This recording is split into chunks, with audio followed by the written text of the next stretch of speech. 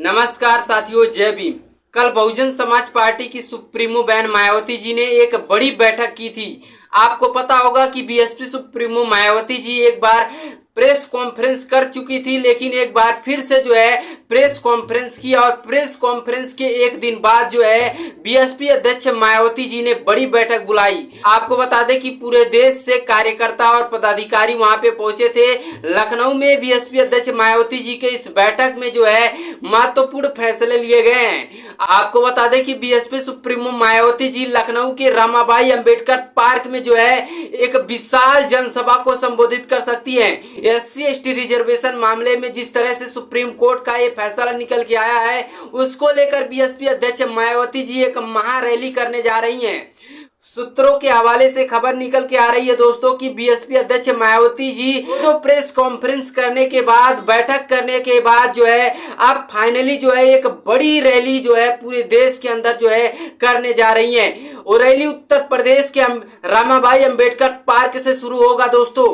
BSP अध्यक्ष मायावती जी ने प्रधानमंत्री मोदी जी से कहा है कि लोकसभा और विधानसभा दोनों सत्र को एक साथ बुलाकर बैठक की जाए और एससी एसटी रिजर्वेशन को लेकर एक पहल की जाए और संविधान पीठ में संशोधन करके इनको 9वीं सूची में जोड़ा जाए। बीएसपी सुप्रीमो मायावती जी ने प्रधानमंत्री मोदी जी से कहा है, उन्होंने मोदी सरकार से भी कहा है कि केवल आश्वासन देने से कुछ नहीं होगा, केवल कहने से कुछ नहीं होगा, बल्कि इस पे काम करने की जरूरत है। और एक सबसे बड़ी अहम जानकारी आपको बता दें कि बीएसपी सुप्रीमो मायावती जी के फटकार लगाने के बाद, दो प्रेस कॉन्फ्रेंस करने के बाद फाइनली अब अखिलेश यादव और राहुल गांधी के तरफ से भी बयान सामने निकल के आया है।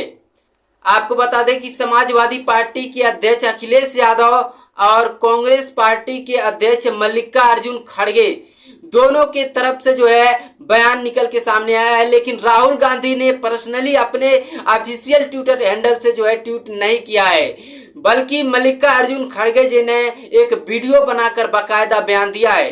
दोनों ने एससी एसटी ओबीसी समुदाय के लोगों को केवल और केवल गुमराह ही किया है।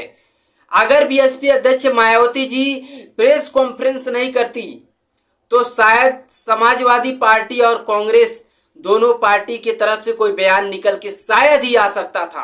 वहीं पे कुछ लोगों के द्वारा खबर फैलाई जा रही है कि एससी एसटी रिजर्वेशन के मामले में बीएसपी अध्यक्ष मायावती जी और चंद्रशेखर आजाद का जो बयान था उसको प्रधानमंत्री मोदी पूरा कर दिए हैं। हालांकि अभी इसमें सच्चाई नहीं है, ना के बराबर है। सबसे पहले अखिलेश यादव जी का वो बयान सुनिए। अखिलेश यादव ने कहा कि किसी भी प्रकार के आरक्षण का मूल उद्देश्य उपेक्षित समाज का सशक्तिकरण होना चाहिए, न कि उस समाज का विभाजन या विघटन। इससे आरक्षण के मूल सिद्धांत की ही अवहेलना होती है। अनगिनत पीढ़ियों से चले आ रहे भेदभाव और मौकों की गैर बराबरी की खाई चंद पीढ़ियों में आए परिवर्तनों से पार्टी नहीं जा सकती। आरक्षण शोषित वंचित समाज को सशक्त और सबल करने का संविधान मार्ग है, इसी से बदलाव आएगा। इसके प्रावधानों को बदलने की आवश्यकता नहीं है। भाजपा सरकार हर बार अपने गोलमोल बयानों और मुकदमों के माध्यम से आरक्षण की लड़ाई को कमजोर करने की कोशिश करती है। फिर जब पीढ़ी के विभिन्न घटकों का दबाव पड़ता है तो दिखावटी सहानुभूति दिखाकर पीछे हटने का नाटक करती है। भाजपा की अंदरूनी सोच सदैव आरक्षण विरोधी रहा है और इसीलिए भाजपा पर से 90% पीढ़ी समाज का भरोसा लगातार गिरता जा रहा है। आरक्षण के मुद्दे पर भाजपा की विश्वसनीयता शून्य हो चुकी है। पीढ़ी के लिए आरक्षण के मुद्दे पर भाजपा की विश्वसनीयता शून्य हो चुकी है, ये अखिलेश यादव जी कह रहे हैं। इसके अलावा अखिलेश यादव जी लास्ट में कहते हैं कि पीढ़ी के लिए संविधान संजीवनी है तो आरक्षण प्राय वायु है। लेकिन कुल मिलाकर ये स्पष्ट कहते नजर नहीं आ रहे हैं अखिलेश यादव जी, जिसको लेकर बहुजन समाज के लोगों में काफी ज्यादा नाराजगी देखने को मिल रही है। तो सुना आपने किस तरह से अखिलेश यादव ने चारों तरफ से अपने बयान से एससी एसटी रिजर्वेशन मामले में बहुजनों को एक तरह से घुमाया फिराया है।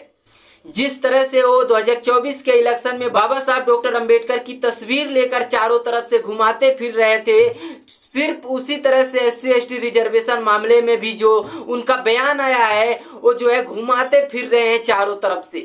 वो स्पष्ट साबित नहीं कर रहे हैं कि हम इसके पक्ष में है या नहीं है। हालांकि पक्ष में दिखाई दे रहे हैं, लेकिन साफ तौर पर क्लियर नहीं कर पा रहे हैं। और वहीं पे मल्लिकार्जुन खड़गे का जो बयान है वो भी सुन लीजिए थोड़ा सा। हम चर्चा कर रहे हैं इंटेलेक्चुअल्स को बिठा के किस किस स्टेट में, क्योंकि हर एक स्टेट में शेड्यूल कास्ट की लिस्ट अलग अलग है और किस लिस्ट से किसको कितना फायदा होता है, कितना नुकसान होता है, ये बारीकी से सोच के आगे हम कदम उठाएंगे। और इसके बारे में राहुल गांधी जी भी सोच रहे हैं।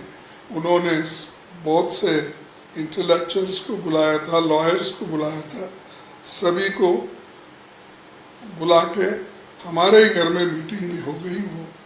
तो आगे इसको किस ढंग से लेके चलना हम ज़रूर उसको करेंगे। शेड्यूल कास्ट के हिफाजत के लिए जो करना है वो ज़रूर करेंगे। और दोस्तों, बहुजन समाज पार्टी की सुप्रीमो बहन मायावती जी इस समय काफी ज्यादा एक्टिव नजर आ रही हैं। बीते एक हफ्तों में ही जो है दो प्रेस कॉन्फ्रेंस बीएसपी अध्यक्ष मायावती जी कर चुकी हैं। इसके अलावा कई सारे जो है बैठक भी कर चुकी हैं। अब खबर सामने निकल के आ रही है कि बीएसपी अध्यक्ष मायावती जी रमाबाई अंबेडकर पार्क में एक विशाल जनसभा करेंगी, जो SC/ST रिजर्वेशन मामले को लेकर होगा। अब देखना दिलचस्प होगा कि बीएसपी अध्यक्ष मायावती जी जो है एक विशाल जनसभा को कब संबोधित करती हैं।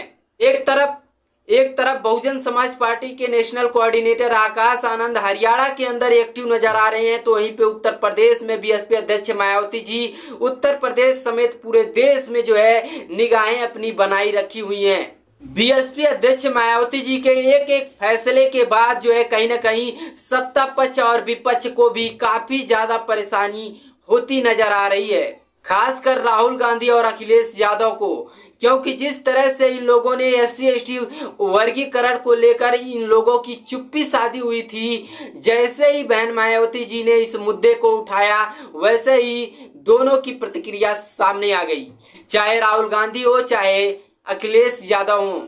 अब ये दोनों ऐसे मजेदार में फंस गए हैं कि इन लोगों को निकलना मुश्किल हो रहा है। अब ये लोग खुद तैयारियां बना रहे हैं कि कैसे बीएसपी अध्यक्ष मायावती जी के इस फैसले के बाद जो है अब हम लोग किस तरह से SC/ST रिजर्वेशन का समर्थन करें या ना करें। इसीलिए ये दोनों लोग जो है गोल गोल घुमाने में फिरे हुए हैं। वैसे बहुजन समाज पार्टी की सुप्रीमो बहन मायावती जी को लेकर आपकी क्या कुछ प्रतिक्रिया है, उससे हमें कमेंट सेक्शन में जरूर बताइएगा। मिलते हैं नेक्स्ट वीडियो में, तब तक के लिए धन्यवाद।